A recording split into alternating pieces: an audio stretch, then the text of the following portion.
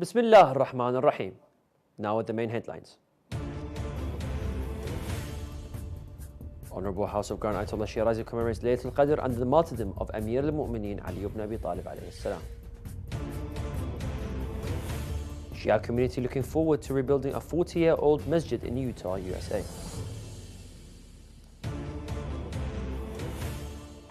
Human Rights Watch calls on Saudi Arabia to release 12 football fans in prison for chanting during match. And terrorism-related fatalities rise by 22%, says 11th Global Terrorism Index.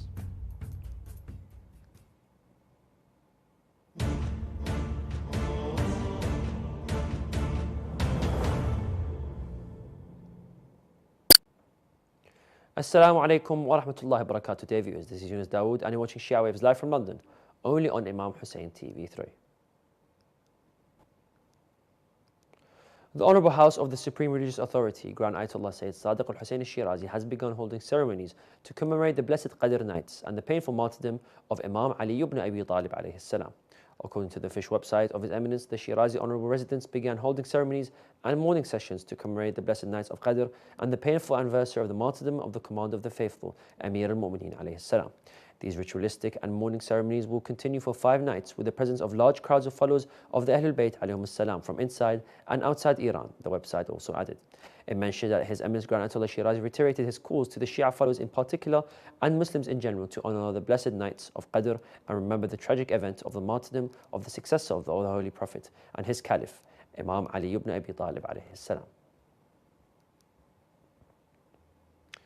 The Shia community in Taylorsville, Utah are looking for financial support from the government and donors during the holy month of Ramadan to rebuild Al-Rasul Mosque and its Islamic Center and protect it from its earthquakes that are frequent in the city.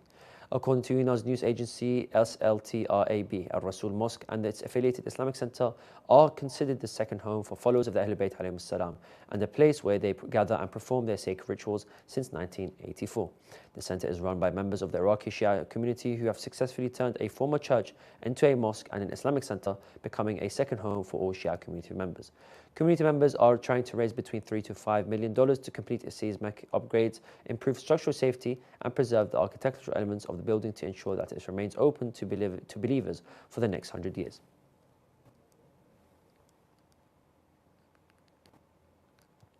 Human Rights Watch announced that a Saudi court issued a verdict on March 27th of 2024 sentencing 12 football fans to prison, terms ranging from 6 months to a year due to their peaceful chants during a football match in January. The organization called on the Saudi authorities to immediately cancel this verdict as it is based solely on this peaceful expression of enthusiastic fans. The Saudi police summoned and arrested the fans after a video circulated on social media showing them singing Shia religious chants during the match. The Saudi Criminal Court in Dammam issued the sentences of 1 year in prison with a fine of 10,000 Saudi riyals, approximately $2,666 for some fans, while others received sentences of more than 1 year in prison and a fine of 5,000 riyals, or about $1,333. Joy Shia, a Saudi researcher at Human Rights Watch, said imprisoning football fans for their chants during the match adds to the reasons why FIFA's manipulations to make Saudi Arabia the sole leading contender to host the 2034 World Cup is not only embarrassing but also dangerous. How can football fans feel safe in Saudi Arabia if they can be easily sentenced to prison just because their chants do not please the government?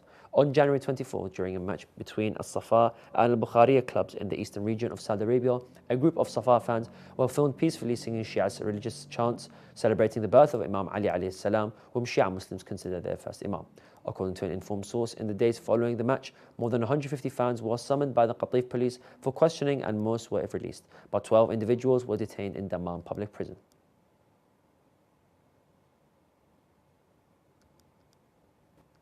Let's take a look back at today's main headlines.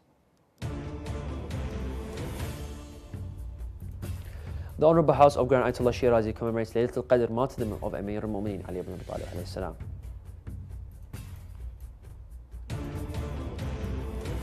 Shia community looking forward to rebuilding a 40-year-old masjid in Utah, USA.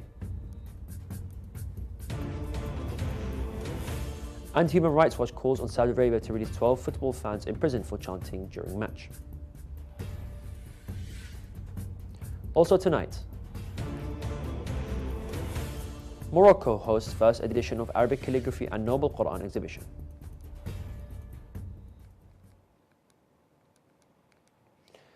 The 11th edition of the Global Terrorism Index, the GTI, from the Institute of Economics and Peace, the IEP, has been released, showing a 22% rise in terrorism-related fatalities in 2023. However, Afghanistan and Iraq have seen a significant decrease in terrorism-related deaths. And now continue with some shorter news. At least 6 Kenyans were killed Friday when Al-Shabaab terrorists attacked a border town, Shujaa, news agency have reported yesterday. According to the police report, one person sustained a serious bullet wound when the militants launched the attack in Dawsi town in Garissa County near the Kenya-Somali border. The victims, Kenyans from the Meru region, were targeted because of their perceived religious affiliations during the morning attack, local authorities have said. The Al-Shabaab group sought to assert its authority along the border region between Kenya and Somalia. Police have increased operations in the area, thwarting dozens of planned attacks.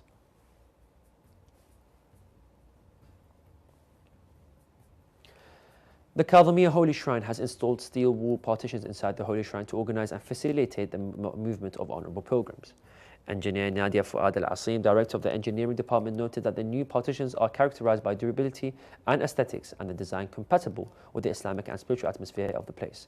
The official emphasized the importance of these partitions in facilitating the movement of visitors and avoiding potential stampede during massive religious occasions. Waterborne diseases like dysentery and Wills disease have increased by 60% in England since 2010, according to new figures published in the article by The Guardian. The Labour Party's analysis of the NHS hospital admissions saw a rise of 2,085 cases in 2010 to 2011 to 3,286 in 2022 to 2023. The article notes this increase is attributed to record sewage spills, with raw sewage being discharged for over 3.6 million hours into rivers and seas last year. Campaigners argued that the increased sewage in rivers poses a higher risk of infections, criticising the government for ignoring illegal sewage dumping and not taking sufficient measures to hold water companies accountable. The United Nations-backed Global Authority on Food Security warned on Friday of an urgent need to prevent a catastrophic hunger crisis in Sudan, Reuters have reported. Due to the war, the Integrated Food Security Phase Classification, or the IPC, has been unable to issue an update about expressed major concern about the deteriorating situation, the article has also noted. The raging war has caused nearly 25 million people to need aid, with 8 million civilians displaced, the report also highlights. The IPC estimated that nearly 5 million people, including 3.6 million children under 5 and 1.2 million pregnant and lactating women, are actively malnourished. It also noted that 46% decrease in cereal production due to fighting in primary crop production areas, urging immediate action to prevent famine and address the acute food insecurity and malnutrition. Deadly flash floods and landslides hit West Sumatra in March, highlighting the impact of deforestation in Indonesia. Although government officials attributed the floods to heavy rainfall, but environmental groups pointed to deforestation and environmental degradation intensifying severe weather effects, emphasizing the vital role of forests in mitigating extreme weather events. Indonesia, with the world's third largest rainforest, has seen 74 million hectares degraded since 1950. Concerns now persist as the government pushes forward with new mining and infrastructure projects, raising fears of continued environmental degradation. Indonesia is home to the largest Muslim population in the world, with over 231 million Muslims, representing approximately 87% of the country's total population.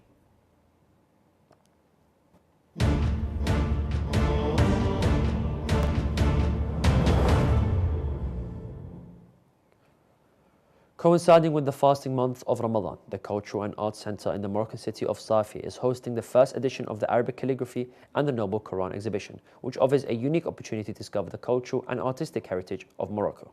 The exhibition is organized in collaboration between the Moroccan Club of Manuscripts, Coins and Postal Stamps and the Regional Directorate of the Culture in Safi, with support from the city's Regional Council. The events feature a display of several Noble Qur'ans dating back from more than 5 centuries, highlighting the craftsmanship and traditional techniques involved in the production of the Noble Qur'ans. The exhibition also presents a collection of paintings written in Arabic calligraphy, as well as papers and pottery adorned by Arabic calligraphy and inscriptions. We have reached the end of today's news show. Let's take a look back at today's main headlines. The Honourable House of Grand Ayatollah Shirazi commemorates the Laylatul Qadr and the martyrdom anniversary of Amir al-Mu'mineen Ayub Nouinou Shia Waves. Shia community looking forward to rebuilding a 40-year-old masjid in Utah, USA.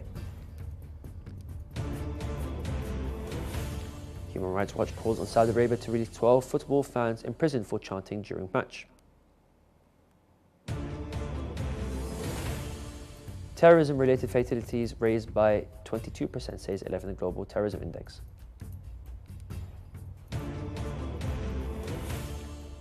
And Morocco hosts first edition of Arabic calligraphy and Noble Quran exhibition.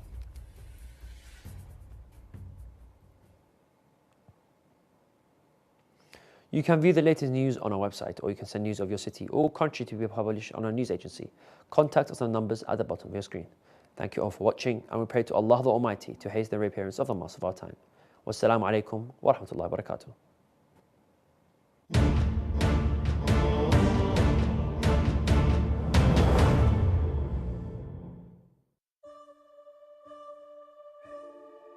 As lovers of the Ahlul Bayt, we all have an inclination to the epitome of love. When we rejoice, when times are hard, whatever stage of life we are in, we all yearn to be in one special place. We all wish to visit the blessed